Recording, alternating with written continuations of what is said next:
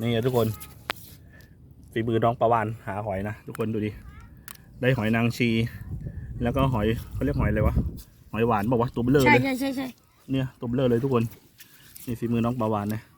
นี่เลย ไอ้ตัวนี้มาเข้าร่วมด้วย ประวานกับเอากุ้งตัวนี้มาเข้าร่วมด้วยกุ้งตัวน้อยกุ้งตัวน้อยกุ้งตัวน้อยของโลมาได้กี่ตัวหนู ไม่ได้สักตัวหนึ่งเลย ไม่ได้สักตัวหนึ่งเลย ไปนู่นแล้ว ไหน ปิวไปนู่น ไปแล้วเนาะโลมาไม่ต้องไปตามมันลูก โยนทำไม โอเคทุกคนกิจกรรมของเด็กวันหยุดไอพี่หันมามองกล้องหน่อย วันหยุดนะกิจกรรมวันเด็กเราก็จะประมาณนี้ทุกคนพาเด็กออกมาเล่นข้างนอก เลี้ยงไซส์ได้เลย หาประสบการณ์ นี่ นะโอเค